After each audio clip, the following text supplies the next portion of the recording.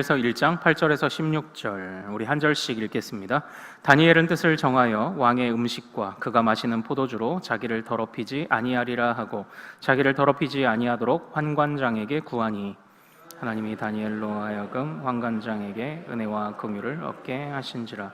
환관장이 다니엘에게 이르되 내가 내 주 왕을 두려워하노라. 그가 너희 먹을 것과 너희 마실 것을 지정하셨거늘 너희의 얼굴이 초췌하여 같은 또래의 소년들만 못한 것을 그가 보게 할 것이 무엇이냐. 그렇게 되면 너희 때문에 내 머리가 왕 앞에서 위태롭게 되리라 하니라. 환관장이 다니엘과 하나냐와 미사엘과 아사랴를 감독하게 한 자에게 다니엘이 말하되 청하오니 당신의 종들을 열흘 동안 시험하여 채식을 주어 먹게 하고 물을 주어 마시게 한 후에 당신 앞에서 우리의 얼굴과 왕의 음식을 먹는 소년들의 얼굴을 비교하여 보아서 당신이 보는 대로 종들에게 행하소서 하매 그가 그들의 말을 따라 열흘 동안 시험하더니 열흘 후에 그들이 얼굴이 더욱 아름답고 살이 더욱 윤택하여 왕의 음식을 먹는 다른 소년들보다 더 좋아 보인지라. 같이요. 그리하여 감독하는 자가 그들에게 지정된 음식과 마실 포도주를 제하고 채식을 주니라. 아멘. 자, 우리가 함께 읽은 이 말씀 통해서요, 우리 오후에는 이정용 강도사님 나오셔서 뜻을 정한 다니엘이란 제목으로 은혜 전하실 때, 말씀 전하실 때 큰 은혜 받으시길 소망합니다.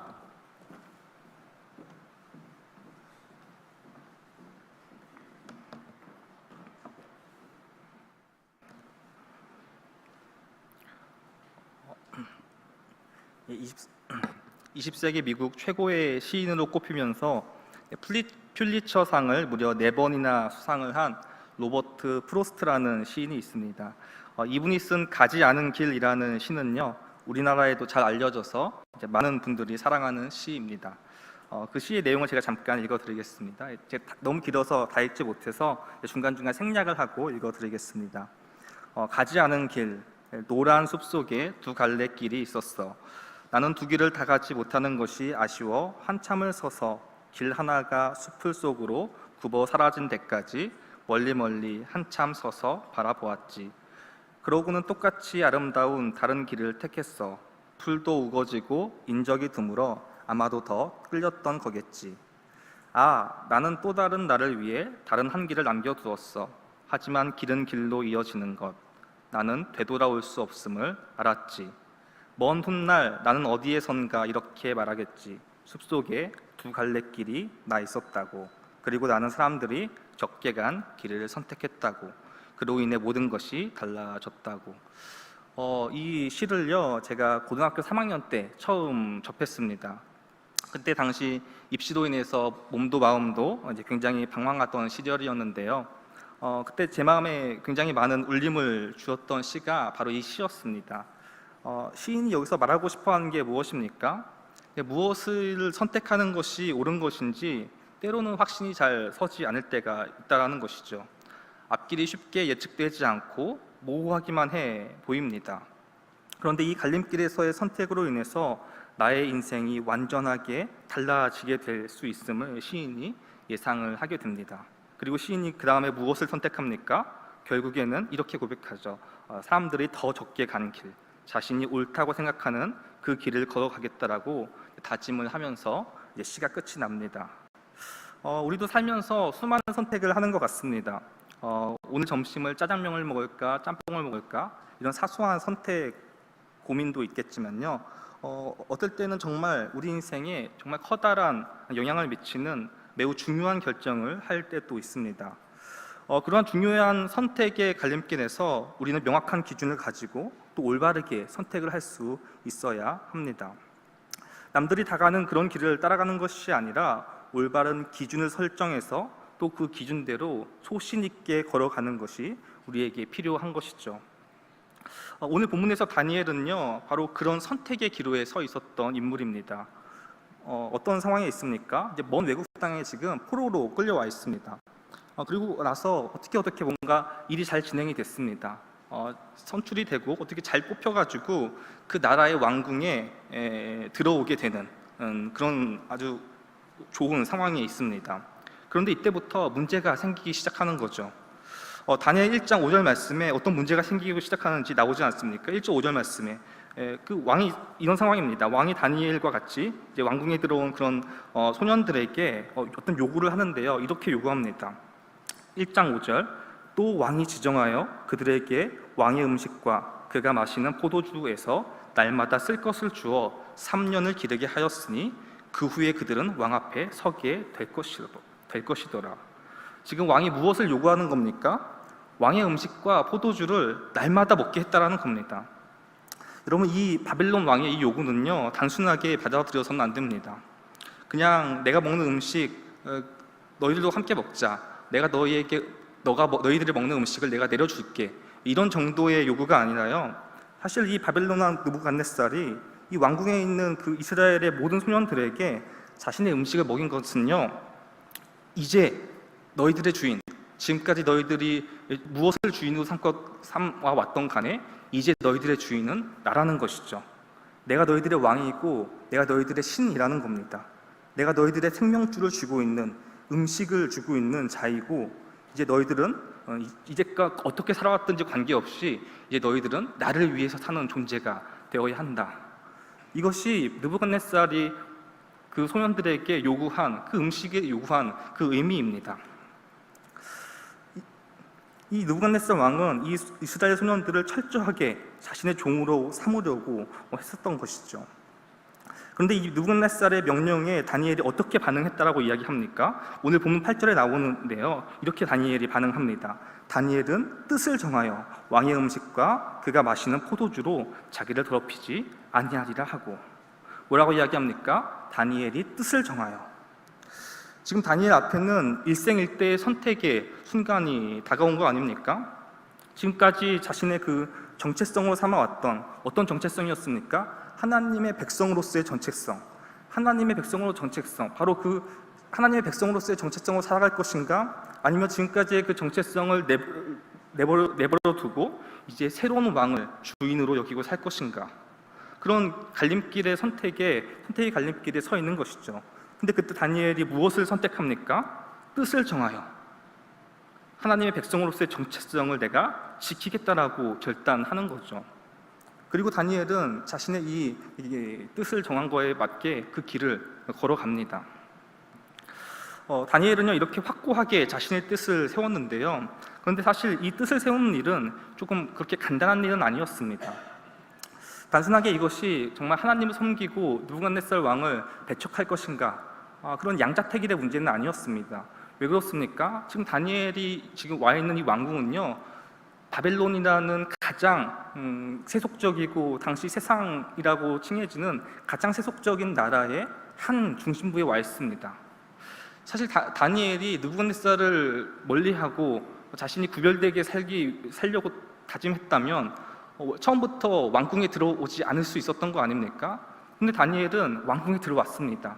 그 제국의 가장 심장부에 들어와서 거기서 그 제국의 가장 좋은 문화, 가장 세속적인 문화를 경험하고 그곳에서의 교육을 받고 또 그곳에서 여러 가지 또 문화를 경험했던 것이죠. 그런데 이제는 거기서 끝나는 것이 아닙니다. 오늘 본문의 말씀과 같이 다니엘은 그 가장 중심부의 문화에서 어떻게 합니까? 자신의 정체성을 지키기로 결단하는 것이죠. 다니엘은 어떨 때는 그 제국의 문화 속에 들어가서 그 제국의 문화를 수용합니다. 그리고 어떨 때는 자신의 정체성을 그 문화 속에서 지키려고 합니다. 사실 언제 우리가 문화를 수용하고 문화를 거부할 것인가, 이 정체성을 지킬 것인가, 이런 것을 분별하는 것이 사실 쉽지 않은 것이죠. 그러나 다니엘이 여기서 보여준 이 태도는요, 정말 우리가 이 세상에서 뜻을 정하는 일이 정말 쉽지 않다라는 것을 보여주는 것이죠. 뜻을 정하는 일에는 정말 분별력이 필요하다는 것을 다니엘이 분명하게 보여줍니다. 언제 세상 속으로 들어가야 할지, 또 언제 그 세상 속으로 들어가서 우리의 정체성을 지켜내야 할지 구분할 줄 아는 것이죠. 그것들을 분별해낼 수 있는 영적인 눈이 바로 우리에게 필요합니다. 세상의 것들을 받아들일 때와 또 그것들을 거부하고 영적인 정체성을 지켜내야 할 때를 정확하게 구분할 수 있는 눈이 우리에게 필요한 것이죠. 그러기 위해서는 무엇이 가장 필요합니까? 바로 말씀을 아는 것이 무엇보다 필요하지 않습니까? 그런데 우리가 이 말씀을 아는 것이 필요한데 이 말씀을 알기 위해선 덮어놓고 그냥 말씀을 아는 것이 아니라 그냥 단순하게 말씀을 주구장창 외우는 것도 중요하지만 그렇게 말씀을 보는 것도 중요하지만 무엇이 중요한 것입니까? 바로 그 하나님의 말씀의 원리, 그 말씀이 무엇을 뜻하는가, 그리고 이 말씀 속에 깃든 하나님의 마음은 무엇인가, 이것을 알고 이해하는 것이 중요한 것 아닙니까? 이제 고등학교 때 이제 수능 문제를 풀면은요, 이제 그 수능 문제집을 사서 그 문제를 주구장창 외운다고 해서 그 수능 문제에 맞출 수 없습니다. 수능 문제를 맞추기 위해서는 어떻게 해야 됩니까? 문제집에 있는 그 문제의 원리, 그 문제 속에 들어있는 이론의 원리를 배우고 알아서 그래서 그 문제가 어떤 식으로 변형되든 간에 그 원리를 통해서 맞출 수 있어야 하는 것이죠. 그때 우리는 수능 문제를 맞출 수가 있습니다. 신앙도 마찬가지 아닙니까? 세상에서 신앙을 잘 지키고 살아가기 위해서는요, 단순히 말씀을 암기하는 것도 중요하지만 이 말씀을 가지고 세상에 나가서 살아내는 일이 중요한 것이죠. 그리고 이 성경 속에 녹아든 그 하나님의 마음을 읽어내는 일이 무엇보다 필요한 거 아닙니까? 우리가 이 아이들을 교육할 때요, 이것들을 교육해야 되는 거 아닙니까? 교회를 사랑하고 또 살아가는 그 교회 안에서 너희들이 자유롭게 생각하고 또 자유롭게 사고하고 또 자유롭게 교제하지만 그러나 너희들이 그 교회에서 배운 말씀을 가지고 실제로 세상에 나가서 그 말씀대로 살아보고 또 그러다가 어떨 때는 그 말씀대로 살다가 깨져보기도 하고 또 어떨 때는 성공해보기도 하고 그러면서 옥신각신 세상과 싸우다가 그러면서 말씀을 이해하게 되고 그 원리를 이해하게 되는 거 아닙니까? 그때 정말 아이들이 세상에서 그리스도인으로서 살아갈 수 있는 그 힘을 갖게 되는 것이죠. 사실 이런 것이 없으니까 우리 아이들이 정말 어떤 것을 받아들일지, 다니엘과 같이 어떨 때 문화를 받아들일지 또 어떨 때 문화를 멀리해야 할지 이것을 분별하지 못하게 되는 것입니다. 우리에게 분별력이 필요합니다. 어떠한 상황에서도 올바른 하나님의 길을 선택할 수 있는 바로 정확하고도 예리한 분별력이 우리 모두에게 필요합니다. 이렇게 다니엘이 이렇게 뜻을 정하고요, 왕의 음식을 먹지 않겠다라고 결단을 했는데요. 그리고 나서 이상한 일이 발생을 합니다. 어떤 일이 발생합니까? 바로 이제 왕의 환관장이었었던 이 환관장이요, 다니엘의 뜻을 존중하는 것이죠. 이것은 사실 굉장히 이상한 일입니다.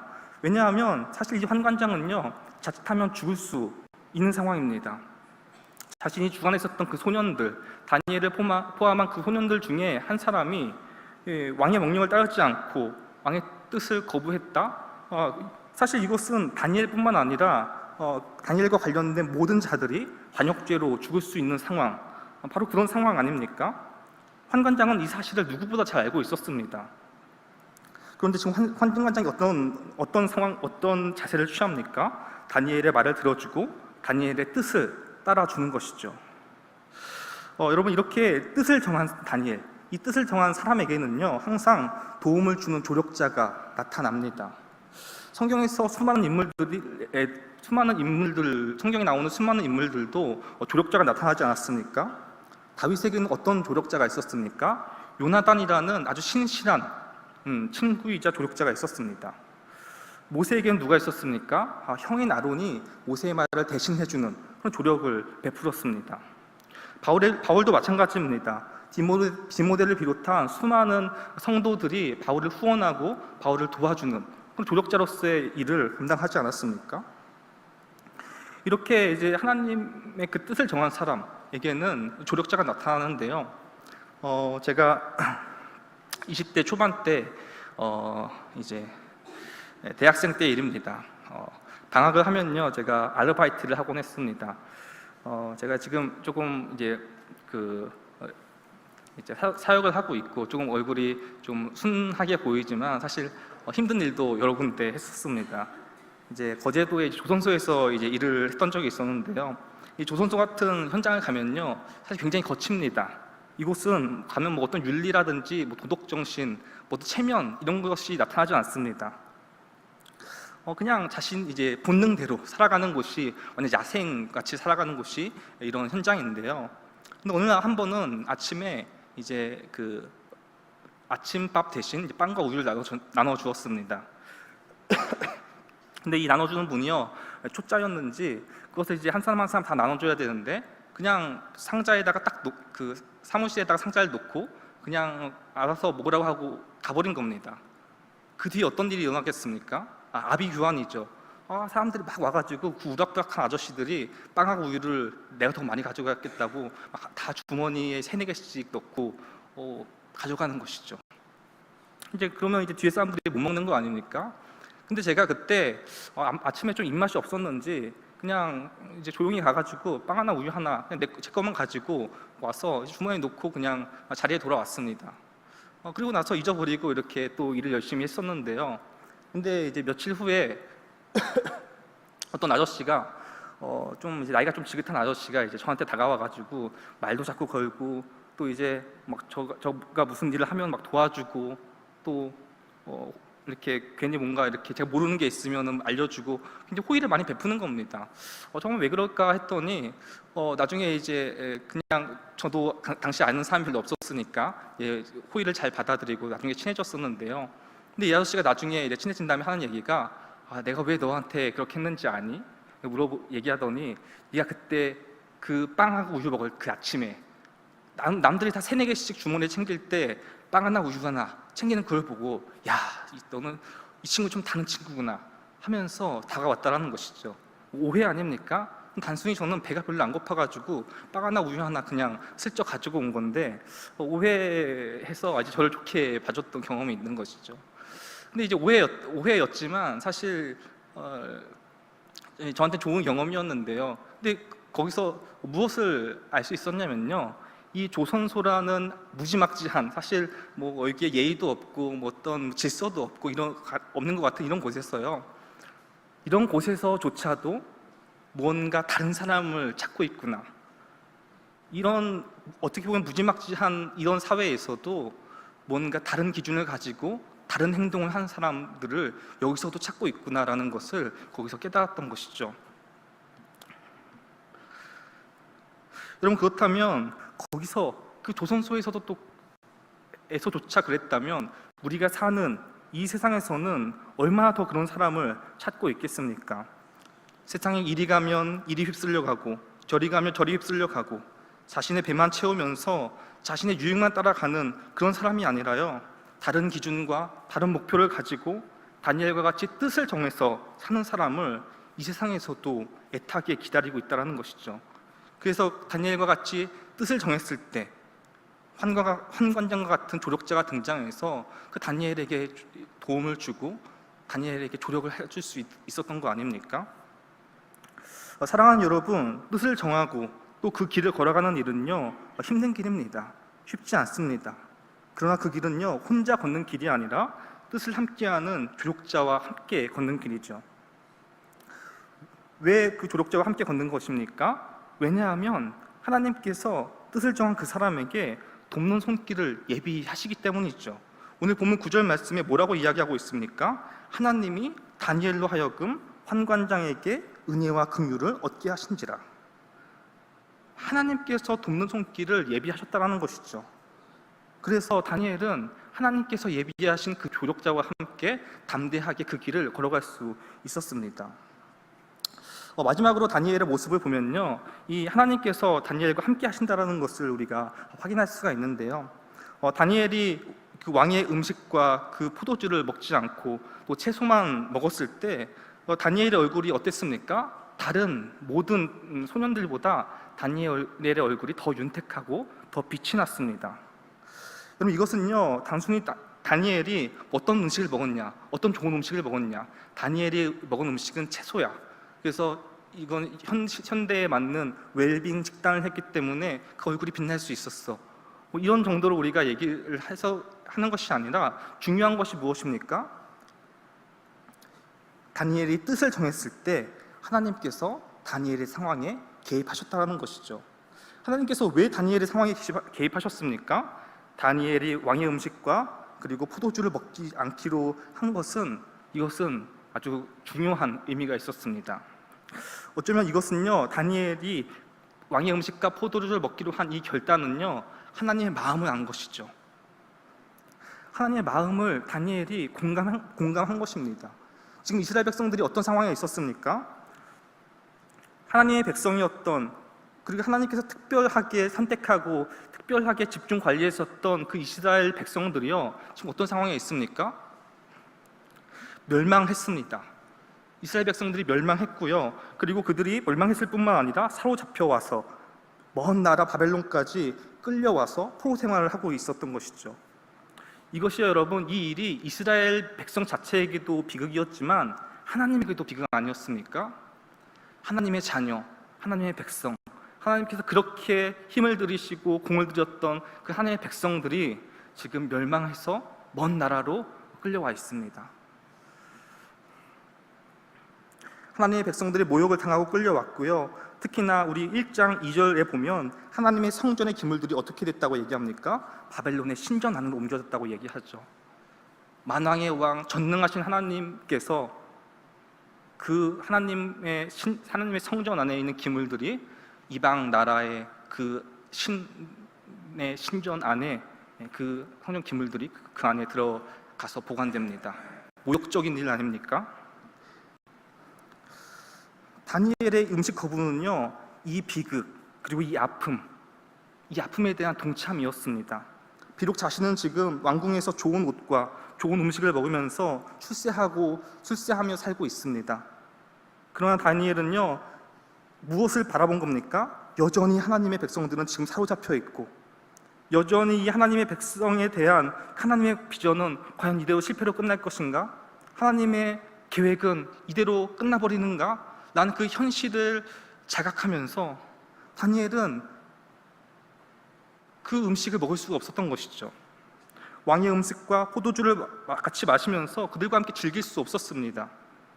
다니엘은 철저하게 근신했고 철저하게 애통하면서 하나님께 물었을 겁니다. 하나님, 도대체 어떻게 이런 일이 발생할 수 있습니까? 하나님의 계획은 어떠십니까? 도대체 이 백성에 대한 하나님의 계획은 여기서 끝이 나는 겁니까? 이렇게 물었을 겁니다. 그렇게 다니엘은요, 이런 상황 가운데서 뜻을 정했습니다. 그리고 왕의 음식을 먹지 않았습니다. 그리고 바로 그때 하나님은 그 다니엘에게 찾아오셨습니다. 그리고 다니엘의 상황에 개입하셨고, 또 그 개입하시는 것을 통해서 하나님의 계획을 이루어 가십니다. 사랑하는 여러분, 하나님은요, 하나님의 마음을 아는 자, 하나님의 마음에 공감하는 자에게 그 자의 삶에 개입을 하십니다. 하나님의 마음으로 이 땅을 향해서 애통하고 우는 자들에게 하나님은 함께 하십니다. 그리고 바로 그 사람을 통해서 하나님은 놀라운 일을 이루어 가신다라고 말씀하십니다. 우리 모두가 이런 하나님의 손에 쓰임받게 되는 놀라운 도구가 되기를 간절히 소원합니다. 이 찬양으로 나가기 원하는데요, 모든 상황 속에서라는 찬양입니다. 오늘 말씀을 요약해주는 찬양이 아닐까 합니다. 모든 상황 속에서 주를 찬양할지라. 주는 너의 큰 상급 큰 도움이시라. 주의 얼굴 구할 때 주의 영을 부으사 크신 사랑 안에서 주를 보게 하소서. 그리고 뭐라고 고백합니까? 내 영혼이 확정되고 확정되었사오니 이제 눈들어 주를 바라봅니다.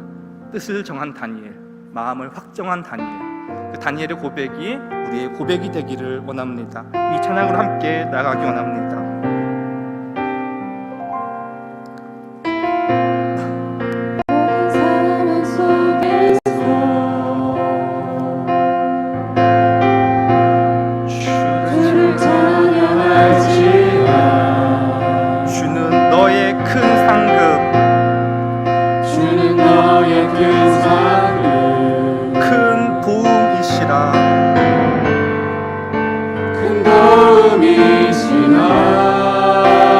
우리가 주님의 얼굴을 구할 때, 하나님 주님의 영을 부어 주시옵소서. 주의 영을 부으사 크신 사랑 안에서, 크신 사랑 안에서 주를 보게 하소서. 주를 보게 하소서.